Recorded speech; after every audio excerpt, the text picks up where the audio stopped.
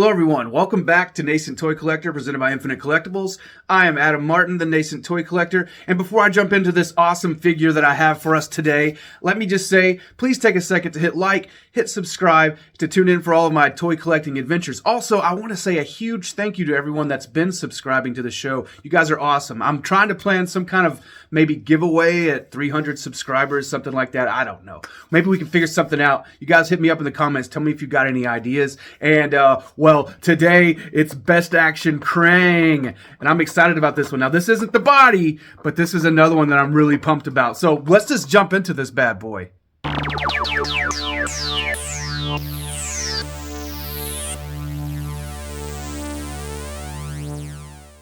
Okay, so before we jump into this awesome packaging, bstaxn Loyal Subjects, they never fail to deliver awesome packaging with that badass cartoon art. I want to give a shout out to Nicholas Gregory. On our last episode about bstaxn Rocksteady, I was very curious as to where the idea of Rocksteady wearing a coat could have came from. Well, I was asking everyone, please let me know what you think. Like, let me know what's going on in the comments. Maybe there's some kind of precedent for why he would be wearing this coat. Well, Nicholas Gregory, he commented, I needed to check out Mutating Rocksteady from 1992. And sure enough, man, look at this figure. He's rocking that sports coat, and it also features that really cool mutating action where you can take him from human to rhinoceros. I remember having the turtles.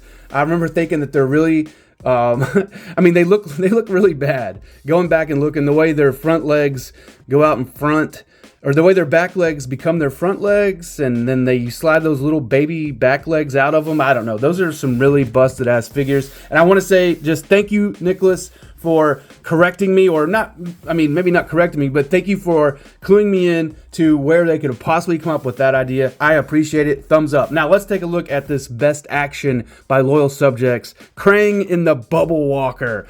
The classic, if you might remember that, actually I'm just going to bring it on camera here real quick. You might remember the Bubble Walker from the classic figure. Now this is my Nickelodeon, you can see Nickelodeon up there. This is my redo of it that came in this, do you remember the Mutant module, the little drill car thing that they rode around in? Well, this came in a 2021 repackage by Playmates and Nickelodeon, and it's a remake of the original figure, and there's that old school Bubble Walker. So when I first saw this, I'm like, wait a second, why is it not colored in? You know, why is it not looking like the classic one? Well, because this one is actually based on the animated series, which we'll get into in just a minute.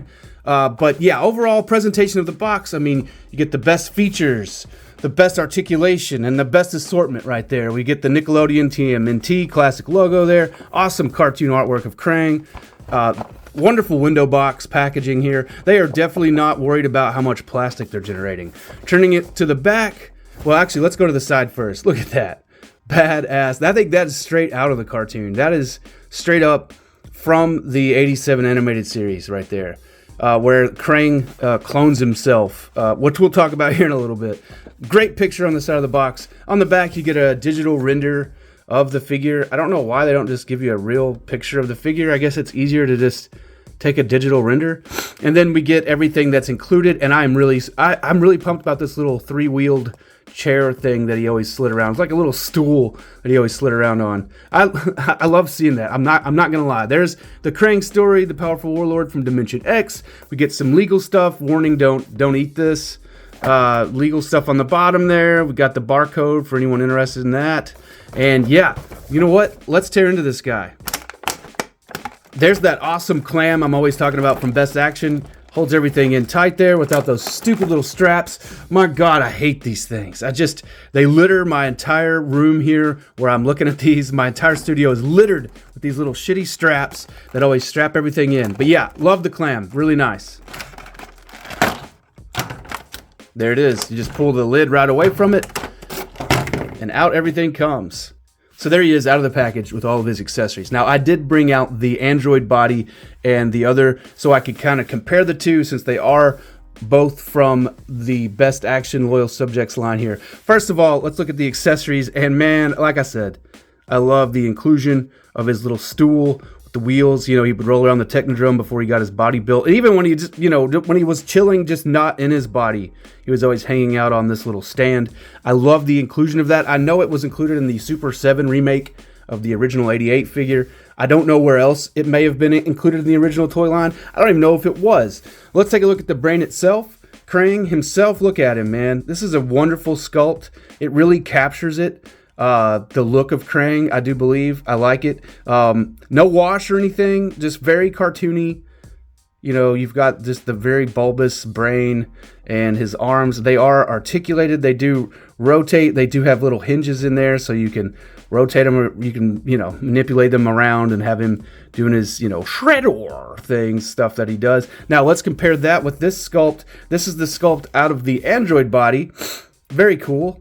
I do like it. I think it would have been cool if they would have included this one with this one, since package-wise, I mean, you don't get a lot with this Bubble Walker figure. I mean, I guess you get the Bubble Walker itself, but really it's kind of skimpy on the features, you know. There's really, for 20 bucks, it would have been cool if they would have included another head sculpt or something that you could also pop in. It is noticeably, though, I think, bigger. The one that goes in the Android body is a little larger. I don't know if that's coming across. But let's just see here. With a tape measure here, this one is about, what? A little under 1.5 inches wide. I'd say it's 1 3/8. I don't know if you can see that there. It's 1 3/8 wide. And this one is going to clock in at just about 1 inch and just about 1 1/4 inches. I don't know, or right at 1 inch there, you see. And from top to bottom, you're looking at it being about 1 inch and about 1 1/4 inches, compared to, yeah, again, about 1.5 inches. So I don't know why they decided to make this one different dimensions, but they did. I don't know that this means it won't fit in the Bubble Walker. We'll try it out here in just a second. It will not. Even the hole is noticeably different size. So I'm going to say, let's see here, Krang. Yeah, he kind of fits on it pretty well. He doesn't like clip on it or anything, as you can see, but the hole is about the right size to fit on this. You could, I mean, not that you couldn't set him on there. So, man, he's so little. Okay, so there he is sitting on it. And if you can set this one on there. I mean, it's not that big a deal, but as you can see, the hole is noticeably larger. So this Krang will not fit in this Android body because that's how it pegs up into the Android body. Interesting choice. It also came with a pair of arms that have these, let's see if I can get that there. These kind of plugs here, not really square, but kind of some kind of rhombus shape here.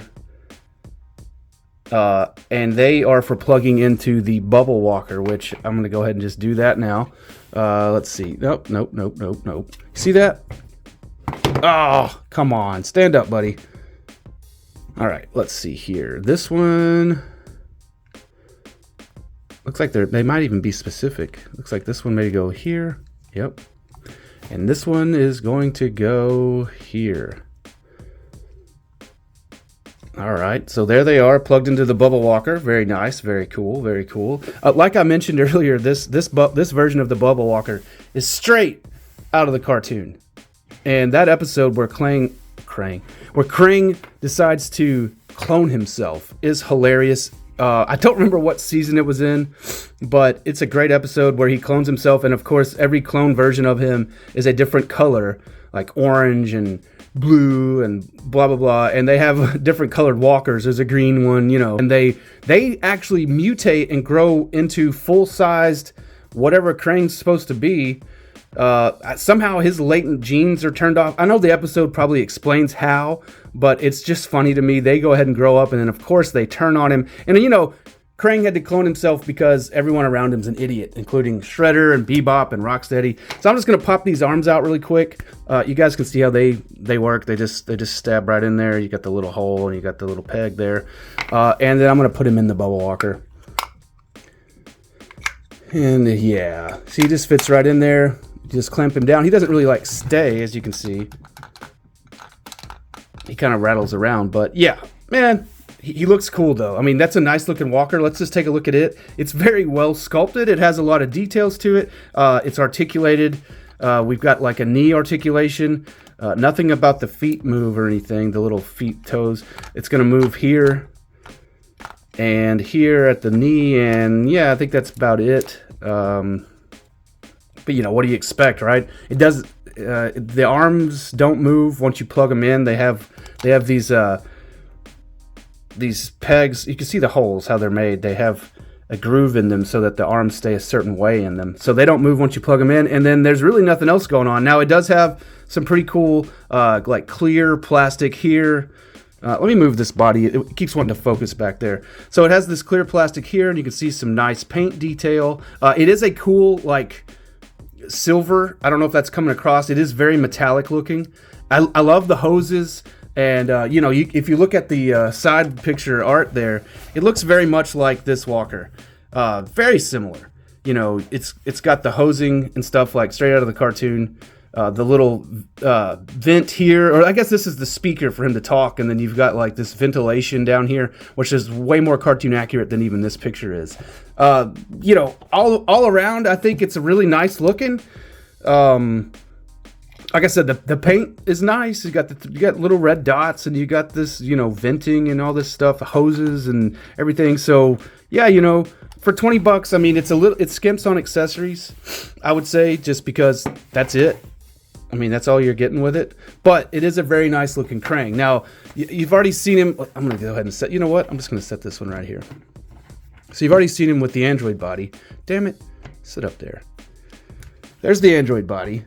You can kind of get a scale reference there. So let's bring in Shredder, of course, because, I mean, God damn it, look at that. These things are everywhere. There's Shredder. Kind of get an idea scale-wise with the Krang Bubble Walker there. That's pretty awesome. I mean, I feel like the brain may be a little large, but maybe not. And then, of course, let me bring out Rocksteady. After finally solving the mystery of the coat, at least there's a precedent from the 90s. I think 1992 is when that Rocksteady figure came out. So at least there's a precedent there for it. And there's a look at the entire gang thus far from Loyal Subjects, the best action line of TMNT villains thus far. I think that's it so far. Hopefully they're going to do a Slash. I would love to see a Slash cartoon version, or who knows? They kind of blend versions together and make kind of their own thing here with this best action line. And I'm interested to see after we get the normal painted Krang body, I'm interested to see where it goes from the core figures, because we've already had the Turtles and their classic all red repaints, and now we've got, well, once the Android body comes out in standard coloration, we're going to have all of the villains. I mean, the primary villains. So yeah, it'll be interesting to see where they go from here. I'm excited to find out. I'm going to find out right along with you guys. So thank you for taking the time to be here with me today. Please hit like, hit subscribe. Have a great week. And as always, keep it geek. Peace out.